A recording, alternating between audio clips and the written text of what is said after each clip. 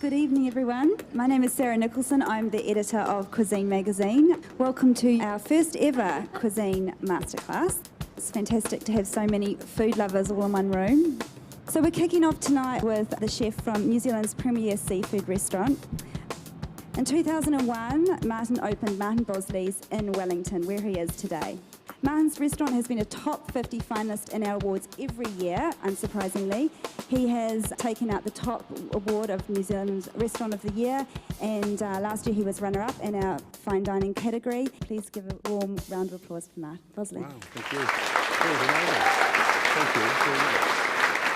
I'm Martin Bosley. I've got a restaurant in Wellington called Martin Bosley's. It's a little seafood restaurant right on the waterfront. I'm in Auckland tonight cooking at the Cuisine Masterclass here at the Hilton Hotel. I'm really excited about it. Thank you all very much for coming. It's humbling and flattering to be in Auckland. Tonight I'm cooking 3 dishes based around a single theme of rice. Okay, no, I think you guys have got recipe books in front of you. One of our signature dishes from the restaurant, a tartare of spanner crab, and that has got a gorgeous little coconut rice crispy garnish on the top, which provides like a sweet crunch, another texture as well as another flavour profile to the tartare. And keeping that tropical theme going through with the coconut, I've got some pineapple and a little bit of avocado happening as a background flavour. The trio of tartare started out originally as, I guess, as a bit of a signature statement, I guess, about the quality of the seafood that we were serving at the restaurant. And I think as a seafood chef in a seafood restaurant, you're really putting your best foot forward by saying that this is raw fish, because you can only serve raw fish if it's absolutely spankingly fresh. Just baking a very, very simple caramel to begin with. Just a couple of tablespoons of water, some sugar, and we take it to what we say is 170 degrees. If you own a sugar thermometer, then by all means use that, but it's a really good way of telling when it's 170 degrees, and that is it's golden brown, and that's fairly straightforward. While that does, so just bring that caramel down, we're going to take that down, it's a little bit vicious in there. I'm just going to make a little avocado puree. So all I've added to that is a little bit of Tabasco, right, a little bit of mayonnaise, a little bit of salt. Essentially just making a very loose sort of guacamole paste. Now you'll notice throughout the evening as well that I don't use a lot of pepper when I cook. And again, it's one of the things we've done with the seafood restaurant is we really started to examine the place that seasoning had. So I'm just going to taste this. Not that you're actually going to eat it, but it still matters. Oh, that's good. I'm just going to get that in there. So what we've done here with the spanner crab is we've just really lightly cooked it, so it's not quite raw, right? But also it's not got a lot of heat added to it either. So it was just enough just to sort of plump it up. We put it into cold water. We brought it up to a little, just basically as soon as it started to simmer, we took the crab out, drained it, right? And that was just a little bit, again, just a little bit of sea salt going to go in there. 1 teaspoon of mayonnaise, 2 teaspoons of really good quality thick coconut cream. Right, now the coconut cream comes back to what I was saying before about when I was living in the tropics and using some, like we get fresh coconuts up there all the time, we get the fresh pineapples. And I just loved the effect they had, and this was kind of based on that classic dish that, when I was doing my apprentice at Poisson Cru, which we served in every hotel that I worked in, which is raw marinated fish, and it was a traditional Pacific Island dish that had gherkins in it. Which again, never quite got my head around, but when you were 17, you thought, oh, gherkin's fantastic. Didn't know that was Samoan.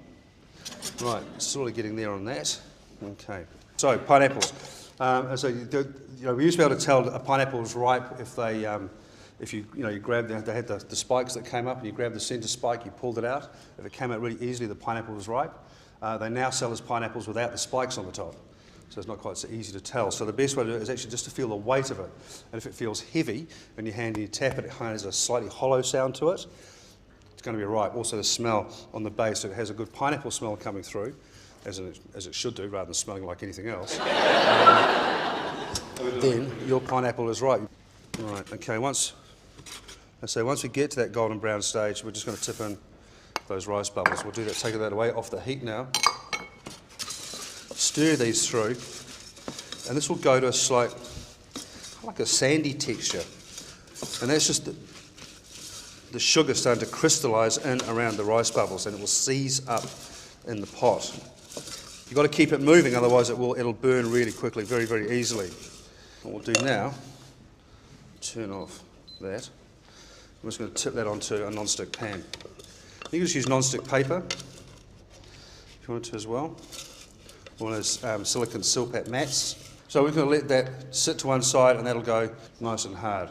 When it's hard, we're going to crumble it up and we're going to end up with something that looks like this, which is just this sort of nice breadcrumbs almost. Okay, so the pineapple. So just cut down to the core.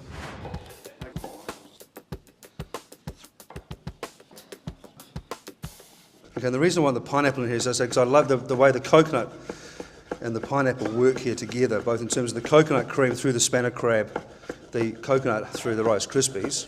Just all sort of, they provide a nice sort of backbone or flavour backbone to the crab. So it's almost dishes like this are kind of hard to argue what is the true hero of the dish. Is it the avocado? Is it the spanner crab?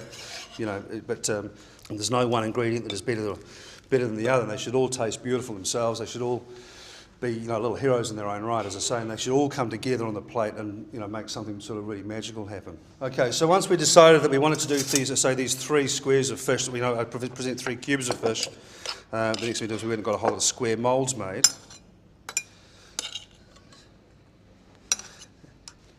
Now get our Rice Krispies, which I'm just going to grind up. Push those on the top. Push those down onto it. And I guess the chefy bit really is this sort of drag which we've become sort of known for. A lot of places in our, we've been doing it now for a number of years, where the sort of drag, the drop and drag or the strike or the swooshes, as we call it at the restaurant, came from for us was there was 2 sort of influences that one really profound influence that I had in my life on the way I cooked was a meal I had at a restaurant in France called Michel Bras, which is in the Aubrac. And it was a really emotional dinner, and I don't mean that emotional like, it was just the most intelligent, emotional food I'd ever eaten, and it made perfect sense to have this food served in the environment that it was, where it just absolutely connected from what was on the plate and it connected to the land and what was visually outside of these windows. So I got back home and sort of looked at what we were doing, and then realised that actually some of these influences were already coming through into my food and the way I plated, and that was because of the environment that was right outside my windows at the restaurant, which I've got these floor-to-ceiling windows which look right out onto the boats, the Clyde Key Marina in front of me, right across the harbour, and then up onto the hills behind Kandala and Mount Kaukau, and up there is all the radio masts, all the aerials. And I realised that we were already sort of dragging our sauces in vertical lines across the plate, and that was sort of suggestive of the masts that we could see right in front of us. And it kind of felt that actually then bringing in this dragging motion onto the plate also made perfect sense in terms of the seed that was happening right outside our windows. Anyway, once on the plate, just use a little offset palette knife and drag it around. I'm just going to sit this here. Now, if you wanted to go with some microgreens at this point, you can sprinkle them through, or some little, some pretty flowers. It's just a really feminine entree. It's really light, it's really elegant, it's really simple. There's not a great deal to it. This is one of those dishes that's kind of like it's so much greater than the sum of its parts, Nick. I think that's where we go there. Really simple flavours, really simple presentation. The beauty of these dishes with the tartares is, you can use any fish. Any fish that is a fresh fish will make great tartare.